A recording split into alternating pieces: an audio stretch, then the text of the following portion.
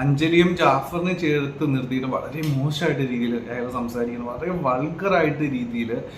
ശരിക്കും പറഞ്ഞാൽ അത് കേൾക്കുമ്പോഴത്തേക്കും നമുക്ക് ഇങ്ങനെ എന്താ പറയുക, രക്തം തിളച്ച് നമുക്ക് വരുന്ന ഒരു ഫീൽ. എനിക്ക് സത്യം പറഞ്ഞാൽ അത് കാണുമ്പോൾ രക്തം ഇങ്ങനെ തിളച്ച് വരികയായിരുന്നു. കോടതിയിൽ വെച്ച് ഇങ്ങനെയുള്ള സംസാരമൊക്കെ ഉണ്ടായി, എന്നോട് കോടതി ഇടപെടുന്നില്ല, ജഡ്ജി ഇടപെടുന്നില്ല, അതൊക്കെ ശരിക്കും പറഞ്ഞാൽ ഭയങ്കര ഫീൽ എനിക്ക് ആ നിമിഷം തോന്നി കേട്ടോ. ഹായ് ഫ്രണ്ട്സ്, എല്ലാവർക്കും അഡ്വക്കേറ്റ് അഞ്ജലിയുടെ ഇന്നത്തെ എപ്പിസോഡിന്റെ റിവ്യൂയിലേക്ക് സ്വാഗതം. അപ്പോൾ ഇന്നലത്തെ എപ്പിസോഡ് നിങ്ങളെല്ലാവരും കണ്ടു കാണുമെന്ന് ഞാൻ പ്രതീക്ഷിക്കുകയാണ്. അതുപോലെ തന്നെ പ്രൊമോയും നിങ്ങൾ ഇന്നലെ കണ്ടു കാണുമെന്ന് ഞാൻ പ്രതീക്ഷിക്കുകയാണ്. അപ്പോൾ പ്രൊമോയുടെ റിവ്യൂവും കാര്യങ്ങളൊക്കെ നമ്മുടെ ചാനലിൽ കിടപ്പുണ്ട്, നിങ്ങളത് കണ്ടു കാണുമെന്ന് ഞാൻ പ്രതീക്ഷിക്കുകയാണ് കേട്ടോ. അപ്പോൾ ഇന്നത്തെ എപ്പിസോഡിനെ പറ്റിയുള്ള റിവ്യൂയിലേക്ക് നമുക്ക് പോകാം. അപ്പോൾ ഇന്നലെ നമ്മൾ അവസാനത്തെ സീനുകൾ എന്ന് പറഞ്ഞാൽ കോടതിയിൽ ഇങ്ങനെ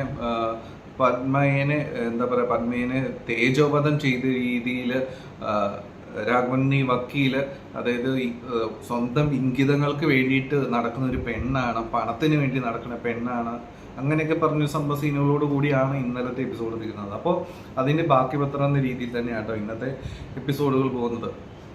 അപ്പോൾ ഇന്നത്തെ എപ്പിസോഡിലും ഇതുപോലെ തന്നെ രാഘവനുണ്ണി വെച്ച് കസറുകയാണ്. അങ്ങനെയാണ് ഇങ്ങനെയാണ്, ഇവള് സ്വന്തം ഇംഗിതങ്ങൾക്ക് വേണ്ടി നടക്കുന്ന ഒരാളാണ്, എൻ്റെ കാർത്തിക് മോൻ മുത്താണ്, പൊന്നാണ്, അവൻ വളരെ മാന്യനാണ്, അതുകൊണ്ടാണ് അവന് ഈ ഇങ്ങനെ പറഞ്ഞ് പണത്തിന് വേണ്ടിയിട്ടൊക്കെ ഭീഷണിപ്പെടുത്തി 5 ലക്ഷം രൂപ ആവശ്യപ്പെട്ടു കേട്ടോ. ആവശ്യപ്പെട്ട് വന്ന രാഘവനുണ്ണി പറയുന്നത്, ആ 5 ലക്ഷം രൂപ ആവശ്യപ്പെട്ടിട്ടും എൻ്റെ പൊന്നു മോൻ കാർത്തിക് മോൻ അവൻ മുത്തായതുകൊണ്ട്, അവൻ നല്ലവനായ ഉണ്ണി ആയതുകൊണ്ട് അവന് അതിൽ ഭയപ്പെട്ടില്ല എന്ന രാഘവനുണ്ണി വക്കീൽ പറയുന്നത് കേട്ടോ. അപ്പോൾ ഇങ്ങനെ പറഞ്ഞിട്ട് അടിച്ച് കസറി ഇങ്ങനെ നിൽക്കുകയാണ്. അങ്ങനെ അഞ്ജലി സംസാരിക്കാൻ സമയം വന്നപ്പോൾ, അതായത് ഈ രാഘവനുണ്ണി ഈ പിക്ചേഴ്സ് വെച്ചിട്ടാണല്ലോ കയറി കസറിക്കൊണ്ടിരിക്കുന്നത്. അപ്പോൾ അത് വെച്ചൊരു പടി മുൻതൂക്കത്തിൽ ശരിക്കും പറഞ്ഞ രാഘവനുണ്ണി നിൽക്കുകയാണ് കേട്ടോ. അപ്പോൾ ഇങ്ങനെ അടിച്ചു കയറി നിൽക്കുമ്പോൾ അഞ്ജലി കയറി സംസാരിക്കുകയാണ്. അപ്പോൾ അഞ്ജലി കയറി ആദ്യം തന്നെ വെട്ടിക്കളയും രാഘവനുണ്ണിനെ. അതെങ്ങനെയാണെന്ന് വെച്ച് കഴിഞ്ഞാൽ, ഈ രാഘവനുണ്ണി പ്രൊഡ്യൂസ് ചെയ്തിരിക്കുന്ന പിക്ചേഴ്സ് ഉണ്ടല്ലോ, അതായത് വളരെ മോഡേൺ ആയിട്ട് കുറച്ച് ഒരു സെറ്റപ്പിലൊക്കെ നിൽക്കുന്ന പത്മയുടെ ചിത്രങ്ങൾ, അതുപോലെ തന്നെ കാർത്തികിനൊപ്പം ഉള്ള ചിത്രങ്ങളൊക്കെ. അപ്പോൾ ഇത് വെച്ചിട്ടാണല്ലോ ഈ കോടതിയിൽ തൻ്റെതായ കാര്യങ്ങൾ സ്ഥാപിക്കാൻ വേണ്ടിയിട്ട് ഈ രാഘവനുണ്ണി ശ്രമിച്ചുകൊണ്ടിരിക്കുന്നത്. അപ്പോൾ ആദ്യത്തെ 2-3 ഡയലോഗിൽ തന്നെ രാഘവനുണ്ണീനെ വെള്ളം കുടിപ്പിച്ച് ശരിക്കും പറഞ്ഞു കഴിഞ്ഞാൽ നമ്മുടെ അഞ്ജലി കുട്ടി കളയും കേട്ടോ. അതെങ്ങനെയാണെന്ന് വെച്ച് കഴിഞ്ഞാൽ, അഞ്ജലി ആദ്യം തന്നെ കയറി പറയും, ഈ കുറച്ച് ചിത്രങ്ങൾ കൊണ്ടുവന്ന് പ്രൊഡ്യൂസ് ചെയ്താലൊന്നും ശരിക്കും പറഞ്ഞാൽ സത്യം അസത്യമായി മാറുകയില്ല എന്ന് കോടതിയോട് പറയുകയാണ്. അപ്പോൾ കം ടു ദ പോയിന്റ് എന്ന് ജഡ്ജ് പറയും. അപ്പോൾ അഞ്ജലി പറയുകയാണ്, അത് AI ജനറേറ്റഡ് ആയിട്ട് വളരെ അഡ്വാൻസ്ഡ് ആയി നിൽക്കുന്ന ഈ കാലത്ത് ശരിക്കും പറഞ്ഞാൽ ഈ പിക്ചേഴ്സ് അങ്ങനെ ഉണ്ടാക്കി എടുത്തതാണെന്ന് 100% തനിക്ക് ഉറപ്പാണ് എന്ന് അഞ്ജലി പറയുകയാണ്. അപ്പൊ തന്നെ രാഘവനുണ്ണിക്ക് ഗ്യാസ് പോയ അവസ്ഥയിലാകും കേട്ടോ. അഞ്ജലി പറയും, എനിക്ക് 100% ഉറപ്പുണ്ട്, ഇത് അങ്ങനെ പ്രൊഡ്യൂസ് ചെയ്ത ഒരു ചിത്രം തന്നെയാണെന്ന് എനിക്ക് ഉറപ്പുണ്ട്, അതുകൊണ്ട് ഇത് ഫോറൻസിക് അയക്കണം, ഫോറൻസിക് ലെവലിലേക്ക് അയച്ച് ഇത് ജെന്യുവൻ ആണോ ഇല്ലയോ എന്നുള്ള കാര്യം കണ്ടുപിടിക്കണം എന്ന് പറയും.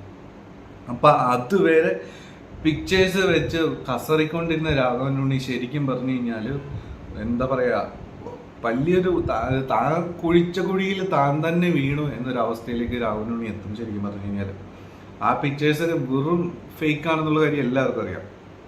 അപ്പോൾ കോടതിയോട് അഞ്ജലി ആവശ്യപ്പെടുകയാണ്, ഇത് ഫോറൻസിക് അയക്കണം, ഇത് ആക്ച്വൽ ഇമേജ് ആണോ, അത് ഉണ്ടാക്കിയെടുത്ത് AI ജനറേറ്റഡ് ആണോ എന്നുള്ള കാര്യം കണ്ടുപിടിച്ചേ പറ്റത്തുള്ളൂ. അപ്പോൾ AI ജനറേറ്റഡ് ആണെന്ന് തനിക്ക് 100% ഉറപ്പുമാണ്. അപ്പോൾ അങ്ങനെയാണെന്നുണ്ടെങ്കിൽ ഇതിന് പിന്നിൽ പ്രവർത്തിച്ചവരെ കണ്ടുപിടിക്കണം എന്ന് പറയും. അപ്പോൾ തന്നെ ചാടി രാഘവനുണ്ണി വീഴുകയാണ്. രാഘവനുണ്ണി പറയും, അല്ല, ഇത് ഞാനിതെൻ്റെ പേഴ്സണലായിട്ടുള്ള ഞങ്ങളുടെ ചിത്രങ്ങളാണ്, അതായത് പേഴ്സണലായിട്ട് യൂസ് ചെയ്യുന്നത് ഒരു ഈ കേസിൻ്റെ ഇതിന് വേണ്ടി മാത്രം സബ്മിറ്റ് ചെയ്ത, ഇത് അങ്ങനെ അയക്കേണ്ട ആവശ്യമൊന്നുമില്ല എന്നൊക്കെ പറഞ്ഞിട്ട് രാഘവനുണ്ണി ടെൻഷനോടുകൂടി ചാടി വീഴും. അപ്പത്തേനും അഞ്ജലി ചോദിക്കുക, ഇപ്പൊ എന്ത് പറ്റി സാറ് വലിയ കാര്യത്തിൽ പറഞ്ഞാണല്ലോ പിക്ചേഴ്സ്, അപ്പൊ ഇത് ഒറിജിനൽ സാറിനെ തന്നെ അറിയാം, കുടുങ്ങുമെന്ന് സാറിന് മനസ്സിലായി അല്ലേ സാറേ എന്നൊക്കെ പറഞ്ഞിട്ട് അഞ്ജലി അടിച്ചെടുത്തി രാഘവനുണ്ണി കളയും. പല രീതിയിൽ രാഘവനുണ്ണി ഏറ്റുമുട്ടി നോക്കുമെങ്കിലും അഞ്ജലി ഓപ്പോസ് ചെയ്ത് നിൽക്കുകയും ചെയ്യും. അപ്പോൾ പിന്നെ അഞ്ജലി പറയുന്നൊരു കാര്യം എന്ന് വെച്ച് കഴിഞ്ഞാൽ, ഓക്കെ, ഈ കാർത്തിക് മോൻ നല്ലവനായ ഒരു ഉണ്ണിയെന്ന് നമ്മുടെ രാഘവനുണ്ണി സാർ പറയുന്നുണ്ടല്ലോ, അങ്ങനെയാണെങ്കിൽ എന്തുകൊണ്ട് നല്ലവനായ ഉണ്ണി എന്തുകൊണ്ടാണ് ഒരു കേസ് കൊടുക്കാതെ ഇരുന്നത് എന്നൊക്കെ ചോദിച്ചുകൊണ്ട് അഞ്ജലി ഇങ്ങനെ ഒപ്പോസ് ചെയ്ത് ചോദിക്കും. അപ്പോൾ അത് കോടതിക്ക് ബോധ്യപ്പെടും കേട്ടോ.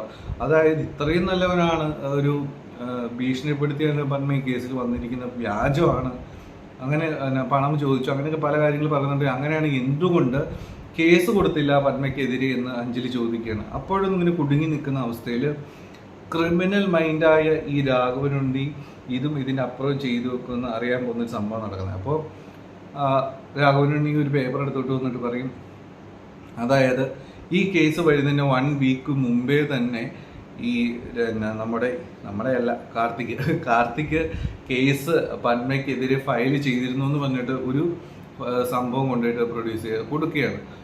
അപ്പോഴത്തേനും ശരിക്കും തന്നെ അഞ്ജലി ആ നിമിഷം ഒന്നും ഞെട്ടും. ഇതിപ്പോൾ എവിടെ നിന്ന് വന്നു, അങ്ങനെ ഒരു കേസ് ഇല്ല എന്നുള്ള കാര്യം നമുക്കറിയാം. അപ്പോൾ ഇതിപ്പോൾ എവിടെ നിന്ന് വന്നു? അപ്പോഴത്തേനും അഞ്ജലി ചാടി വീഴും, ഇത് ഫേക്കാണ്, അങ്ങനെ സംഭവം നടന്നിട്ടില്ല എന്ന് പറയും. അങ്ങനെ അപ്പോഴത്തേനും അതുകൊണ്ട് അങ്ങനെയാണ് നീ ഇത് വായിച്ചു നോക്കൂ, നീ ഇത് വായിച്ചു നോക്കിയിട്ട് ആണോ കുട്ടി ഇത് പറയണത്, നീ ഇത് വായിച്ചു നോക്കിയിട്ട് പറ ഇത് ഒറിജിനൽ അല്ല കാര്യങ്ങളൊക്കെ. അപ്പോഴത്തേനും അതിലും അഞ്ജലി ഓപ്പോസ് ചെയ്ത് നിൽക്കുകയാണ്. അഞ്ജലി പറയും, ഈ പറയുന്ന ഡേറ്റിൽ അവിടെ SI ആയിട്ട് ചാർജ് ഉണ്ടായിരുന്ന ജാഫറാണ്. അപ്പോൾ ജാഫർ അങ്ങനെ ഒരു കേസ് വന്നിട്ടുണ്ടെങ്കിൽ ജാഫർ എന്നോട് പറയാതിരിക്കില്ല എന്ന് പറയുകയാണ്. അപ്പോൾ അങ്ങനെ പറയുമ്പോൾ കുറച്ചൊരു ടെൻഷൻ രാഹുലിൻ്റെ മുഖത്ത് കയറുമെങ്കിലും അയാൾ അതിലും കയറി പിടിച്ച് അഞ്ജലിയെ തേജോവധം ചെയ്യാനായിട്ട് നോക്കുകയാണ്. അപ്പോൾ അഞ്ജലിയും ജാഫറിനെ ചേർത്ത് നിർത്തിയിട്ട് വളരെ മോശമായിട്ട് രീതിയിൽ അയാൾ സംസാരിക്കുന്നത്, വളരെ വൾഗറായിട്ട് രീതിയിൽ. ശരിക്കും പിന്നെ അത് കേൾക്കുമ്പോഴത്തേക്കും നമുക്ക് ഇങ്ങനെ എന്താ പറയുക, രക്തം തിളച്ച് നമുക്ക് വരുന്നൊരു ഫീൽ. എനിക്ക് സത്യം പറഞ്ഞാൽ അത് കാണുമ്പോൾ രക്തം ഇങ്ങനെ തിളച്ച് വരികയായിരുന്നു. കോടതിയിൽ വെച്ച് ഇങ്ങനെയുള്ള സംസാരമൊക്കെ ഉണ്ടായി, എന്തുകൊണ്ട് കോടതി ഇടപെടുന്നില്ല, ജഡ്ജ് ഇടപെടുന്നില്ല, അതൊക്കെ ശരിക്കും പറഞ്ഞാൽ ഭയങ്കര ഫീൽ എനിക്ക് ആ നിമിഷം തോന്നി കേട്ടോ.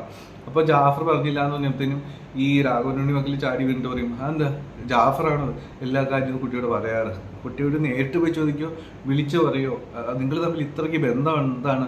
ഈ പത്മയെ പോലെ ഇനി വേറെ എന്തെങ്കിലും രീതിയിലുള്ള ബന്ധങ്ങൾ, പല രീതിയിലുള്ള ബന്ധങ്ങളാകാമല്ലോ, ഇങ്ങനെയൊക്കെ പറഞ്ഞ് വളരെ വൾഗറായ രീതിയിൽ അയാൾ ഇങ്ങനെ സംസാരിക്കുകയാണ് കേട്ടോ. അപ്പോൾ അത് കേൾക്കുമ്പോൾ നമുക്ക് തന്നെ ആകെ ദേഷ്യം വരും. അപ്പോൾ എന്തെങ്കിലും ആട്ടെ. അപ്പോൾ അഞ്ജലി പറയും, ഈ ജാഫർ SI ആയിരുന്ന സമയത്ത് ഇങ്ങനൊരു കേസ് അവിടെ വന്നിട്ടില്ല. അപ്പം അങ്ങനെയാണ് അതും അടുത്ത തവണ സിറ്റിങ്ങിൽ ഉറപ്പായിട്ടും ജാഫറിനെ ഇവിടെ കൊണ്ടു നിർത്തി ഇങ്ങനൊരു സംഭവം നടന്നിട്ടുണ്ടോ, ഇങ്ങനൊരു കേസ് ഫയൽ ചെയ്തിട്ടുണ്ടോ എന്നുള്ള കാര്യം പറയുമെന്നൊക്കെ പറയണം.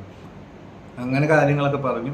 അങ്ങനെ കോടതിയിൽ അങ്ങോട്ടും ഇങ്ങോട്ടുള്ള വാക്പോരുകളൊക്കെ ഉണ്ടായിട്ട് അവസാനം കോടതി പറയും അടുത്ത മാസം ഇത്ര ഡേറ്റിലേക്ക് എന്ന് പറഞ്ഞിട്ട് കേസ് എക്സ്റ്റെൻഡ് ചെയ്ത് വിടുന്നു. അങ്ങനെയാണ് കോടതിയിലെ രംഗങ്ങളൊക്കെ അവസാനിക്കുന്നത്. ഇത്രയും അധികം സംഭവങ്ങൾ നടക്കുമ്പോഴത്തേന് സത്യം പറഞ്ഞു കഴിഞ്ഞാൽ നമ്മുടെ പത്മ ശരിക്കും പിന്നെ മാനസികമായിട്ട് ശരിക്കും തളർന്നിട്ടുണ്ടാവും കേട്ടോ. അപ്പോൾ പത്മ പുറത്തേക്ക് അപ്പം തന്നെ കേസ് കഴിഞ്ഞത് തന്നെ കരഞ്ഞുകൊണ്ട് ഓടിപ്പോകും. അങ്ങനെ എല്ലാവരും കോടതിയിൽ നിന്ന് പോകുമ്പോഴും വിഷമിച്ചിങ്ങനെ അഞ്ജലി നിൽക്കും. കാരണം അഞ്ജലിയുടെ ഏറ്റവും വലിയ വിഷമം എന്തെന്ന് വെച്ച് കഴിഞ്ഞാൽ ഈ ഹാർഡ് ഡിസ്ക് മിസ്സായി പോയല്ലോ. ആ ഒറ്റൊരു സംഭവം കൊണ്ട് തന്നെ രാഘവനുണ്ണിയെ തീർത്ത് കളയാനായിട്ട് പറ്റുമായിരുന്നു. പക്ഷേ ഈ സംഭവം മിസ്സായി പോയത് കൊണ്ട് വളരെ പറഞ്ഞ് കോടതിയിൽ നിന്നെങ്കിലും അതാണ് കേസിൽ ഏറ്റവും പ്രധാന കച്ചിത്തുരുമ്പെന്നറിയാം. അപ്പോൾ അത് മിസ്സായി പോയല്ലോ എന്നൊരു വിഷമവും അങ്ങനെ മൊത്തത്തിൽ ഒരു തളർന്നിരിക്കുകയാണ് അഞ്ജലി കേട്ടോ. അപ്പം പത്മ പുറത്തേക്ക് പോയിട്ട് ഇങ്ങനെ ഓരോ കാര്യങ്ങൾ കോടതിയിൽ വളരെ മോശമായിട്ട് ഇങ്ങനെ ഇംഗിതങ്ങൾക്ക് വേണ്ടി നടക്കുന്ന ഒരു പെണ്ണാണ്, അങ്ങനെയൊക്കെ പറഞ്ഞൊരു കാര്യങ്ങളൊക്കെ ഇങ്ങനെ ശരിക്കും ഞാൻ പത്മ ആലോചിച്ച് വിഷമിച്ച് നിൽക്കുകയാണ്. അങ്ങനെ പത്മയെ കാണാതെ വന്നപ്പോൾ അഞ്ജലിക്കുട്ടി ഓടി പുറത്തേക്ക് വരും. അങ്ങനെ പത്മയുടെ അടുത്തൊന്ന് ആശ്വസിപ്പിക്കും, നീ ടെൻഷൻ അടിക്കാതിരിക്കുക, ഈ കേസ് നമുക്ക് അനുകൂലമായിട്ട് വരുന്നുണ്ട്, നീ വിഷമിക്കില്ലേ, അതിനുള്ള സാഹചര്യങ്ങളൊക്കെ ഉണ്ടായിട്ടുണ്ട് കേട്ടോ, നീ വിഷമിക്കണ്ട, നമുക്ക് ഈ കേസ് അനുകൂലമായിട്ട് വരും ഉറപ്പാണെന്നൊക്കെ പറഞ്ഞ് ആത്മവിശ്വാസം ശരിക്കും പറഞ്ഞാൽ അഞ്ജലിക്കുട്ടി ഈ നമ്മുടെ പത്മയ്ക്ക് കൊടുക്കുകയാണ് കേട്ടോ. അപ്പോൾ ഈ സമയത്ത് രാഘവനുണ്ണി ഹരിയും കൂട്ടാളികളും ദുഷ്ടക്കൂട്ടങ്ങളൊക്കെ കൂടി പുറത്തേക്ക് വരുന്നു. അഞ്ജലിയുടെ അടുത്തേക്ക് വന്നിട്ട് ഇങ്ങനെ കളിയാക്കി ചിരിക്കും, അതും ഇതൊക്കെ പറഞ്ഞ് വളരെ മോശമായിട്ട് രീതിയിലൊക്കെ പറയുകയാണ്. എന്തായി നിന്നെക്കൊണ്ട് പറ്റുന്ന പരിപാടിയല്ല, രാഘവനുണ്ണി പറയുന്നത് നിന്നെക്കൊണ്ട് പറ്റുന്ന പരിപാടിയല്ല കൊച്ചേ ഇതൊന്നും, ഒരു അച്ഛൻ്റെ സ്ഥാനത്ത് നിന്ന് ഞാൻ പറയും, നിന്നെക്കൊണ്ട് പറ്റുന്ന പരിപാടിയല്ല, കൊക്കിലൊതുങ്ങുന്നത് മാത്രമേ നീ കൊത്താവുള്ളൂ, അങ്ങനെയൊക്കെ പറഞ്ഞിട്ട് അഞ്ജലിനെ താത്തി കിട്ടിയിട്ട് അങ്ങോട്ട് സംസാരിക്കുക കേട്ടോ. പക്ഷേ അഞ്ജലി അപ്പോഴും തോറ്റു കൊടുക്കാനായിട്ട് തയ്യാറല്ല കേട്ടോ. അപ്പം നിന്റെ കോൺഫിഡൻസ് ഞാൻ സമ്മതിക്കുന്നുണ്ട്, ഇങ്ങനെ തോറ്റു പോകുമ്പോഴും നീ ഇങ്ങനെ പിടിച്ചു നിൽക്കാനുള്ള നിന്റെ കോൺഫിഡൻസ് ഒരു അച്ഛൻ്റെ സ്ഥാനത്ത് നിന്ന് ഞാൻ പറയണം, ഒരു ഉപദേശമായിട്ട് കണക്കാക്കും, അങ്ങനെയൊക്കെ പറഞ്ഞ രാഘവനുണ്ണി ഇങ്ങനെ വളരെ ഇതായിട്ട് സംസാരിക്കും. അപ്പോഴും അഞ്ജലിക്കുട്ടി വിട്ടുകൊടുക്കത്തില്ല, പറയും ഇപ്പം ഇതുകൊണ്ടൊന്നും അവസാനിക്കുന്ന നിങ്ങളാരും വിചാരിക്കേണ്ട കാര്യമില്ല, അതായത് ഈ ജാഫറും അങ്ങനെയുള്ള കാര്യങ്ങളും സംഭവങ്ങളൊക്കെ വരും, ഒരു മനുഷ്യൻ മതി, എന്തെങ്കിലും ഒരു ഇൻസിഡൻറ്റ് മതി ഈ കേസിൽ നിങ്ങൾ തോറ്റു തുന്നം പാടാം, അങ്ങനെയൊക്കെ പറഞ്ഞ പല കാര്യങ്ങളും അഞ്ജലിയും ഓപ്പോസിറ്റ് ചെയ്ത് പറയും രാഘവനുണ്ണിയോട്. അപ്പോഴാണ് രാഘവനുണ്ണി അഞ്ജലിയെ വേദനിപ്പിക്കാൻ വേണ്ടിയിട്ട്, തകർക്കാൻ വേണ്ടിയിട്ട് ആ ഹാർഡ് ഡിസ്ക് ഇങ്ങനെ എടുത്ത് കാട്ടുകയാണ്. ഇതല്ല നീ കോടതിയിൽ കൊടുക്കാൻ വേണ്ടി വെച്ചിരുന്ന സാധനം, ഈ സാധനമല്ലേ ഇനി നിനക്ക് കേസ് മുമ്പോട്ട് വേണമെങ്കിൽ വേണ്ടത്, ഇതിനി നിനക്ക് എങ്ങനെ കിട്ടുമെന്ന് വിചാരിച്ചാൽ നീ ഇരിക്കണത്, ഇത് രാഘവനുണ്ണിയുടെ അടുത്തുനിന്ന് കൊണ്ടുവന്ന് ദൈവം നിനക്കിനി തരുമെന്നാണ് വിചാരിച്ചിരിക്കുന്നത് എന്ന് പറയും. കാരണം അതിന് മുമ്പായിട്ട് അഞ്ജലി പറയുന്നുണ്ട്, ദൈവം ഞങ്ങൾക്ക് കൂട്ടുണ്ട്, സത്യം ഞങ്ങളുടെ ഭാഗത്താണെന്ന് പറയുന്നതിനും വളരെ പുച്ഛിച്ച ദൈവവും ഒരു മണ്ണാങ്കട്ടയില്ല എന്ന രീതിയിലൊക്കെ എന്താ പറയുക, ഈ രാവണന് പറയുകയാണ് ഒരു ദൈവവും നിന്റെ അടുത്ത് ഈ ഹാർഡ് ഡിസ്ക് കൊണ്ട് തരാനായിട്ട് പോകുന്നില്ല എന്നൊക്കെ പറയുകയാണ്. പിന്നെ അങ്ങനെയൊക്കെ കുറേ സംസാരം അങ്ങോട്ടും ഇങ്ങോട്ടൊക്കെ ഉണ്ട്. ഈ ഹാർഡ് ഡിസ്ക് കാണുമ്പോൾ അഞ്ജലിക്ക് ഭയങ്കര ഷോക്കഡൊക്കെ ആകും, പത്മയ്ക്കും ഷോക്കഡൊക്കെ ആകും. അത് കഴിഞ്ഞിട്ട് അങ്ങോട്ടും ഇങ്ങോട്ടും വാക്കുകൾ സംസാരിച്ച് കഴിയുമ്പോഴത്തേനും ഒരു കാര്യം കൂടി രാഘവന് വളരെ ഇതായിട്ട് പറയും, നീ പണം എന്ന് പറഞ്ഞൊരു സാധനം ഉണ്ടെങ്കിൽ ഒന്നും നടക്കില്ല മോളെ, പണത്തിന് മീത് ഒരു പരുന്നും പറക്കാനായിട്ട് പോകുന്നില്ല, അതിനു വേണ്ടി ദൈവം വിചാരിച്ചാൽ പോലും ഒന്നും നടക്കാൻ പോകുന്നില്ല എന്ന് പറഞ്ഞ് രാഘവന് വേണ്ടി വളരെ പുച്ഛിച്ച് തന്നെ വിടുകയാണ്. പക്ഷെ എങ്കിലും അഞ്ജലി അതിനെ ഓപ്പോസിറ്റ് ചെയ്ത് നിൽക്കും. പിന്നെയും കുറച്ച് ഡയലോഗുകളൊക്കെ പറഞ്ഞ് തൻ്റെതായ കുറേ കാര്യങ്ങളൊക്കെ പറഞ്ഞ് കഴിഞ്ഞിട്ട് തോൽവി ഉറപ്പായിട്ടും രാഘവനുണ്ണി കാത്തിരിപ്പുണ്ടെന്നൊക്കെ പറഞ്ഞ് കുറച്ചുകൂടി രാഘവനുണ്ണിയുടെ ആത്മവിശ്വാസം കുറച്ച് തല്ലിക്കെടുത്തിയിട്ട് ശരിക്കും പിന്നെ അഞ്ജലിയും പത്മയും കൂടി കോടതിയിൽ നിന്ന് പോകും. അത് നോക്കി ഇങ്ങനെ ഒരു പൂർണ്ണ കോൺഫിഡൻസ് അപ്പോഴും സത്യം പറഞ്ഞാൽ രാഘവനുണ്ണിക്ക് ഇല്ല കേട്ടോ. കാരണം പറഞ്ഞാൽ അത്രയധികം ഒന്നുമില്ലാത്ത അവസ്ഥയിൽ പോലും അഞ്ജലി ശരിക്കും ഞാൻ പറഞ്ഞ് പിടിച്ചു നിൽക്കുന്നുണ്ട് എന്നുള്ളതാണ്. എന്താണെങ്കിലും അങ്ങനെ കോടതിയിൽ നിന്ന് അഞ്ജലി പത്മയും കൂടെ പോവുകയാണ്.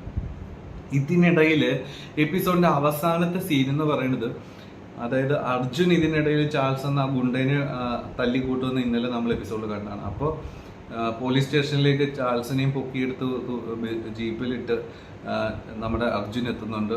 തരകൻ എസ് ഐയുടെ മുമ്പിലേക്ക് വലിച്ചെറിഞ്ഞ് കൊടുക്കുന്നുണ്ട്. അപ്പോൾ തരകൻ എസ് ഐക്ക് അർജുനെ അറിയത്തില്ല.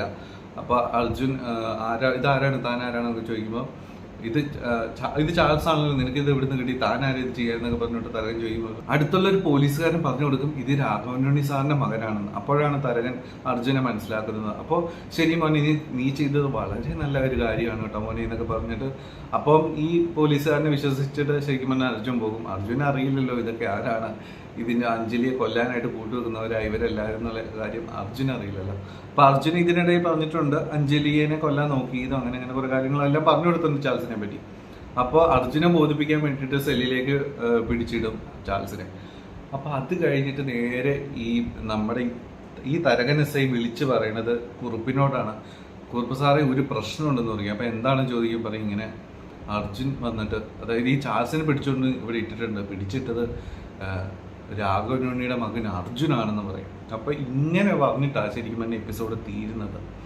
മിക്കവാറും ഇതിൽ ഇനി സംഭവിക്കാൻ പോകുന്ന കാര്യങ്ങൾ വേറൊരു രീതിയിലേക്ക് ആയിരിക്കും പോകാൻ പോകുന്നത്. കാരണം എന്തെന്ന് വെച്ച് കഴിഞ്ഞാൽ കുറുപ്പ് നോക്കുമ്പോൾ തൻ്റെ ഗുണ്ടേനെ പിടിച്ച് രാഘവനുണ്ണിയുടെ മകൻ കൊണ്ട് പിടിച്ചു കൊടുത്തിരിക്കുന്നു. ഓൾറെഡി രാഘവനുണ്ണിയായിട്ട് പ്രശ്നങ്ങളും കാര്യങ്ങളൊക്കെ നടക്കുകയാണ്. അപ്പൊ അതിനിടയിൽ ഈ രാഘവനുണ്ണിയുടെ മകൻ തന്നെ ഈ ചാൾസിനെ പിടിച്ചുകൊണ്ട് ഇട്ട് കൊടുത്തിരുന്നു.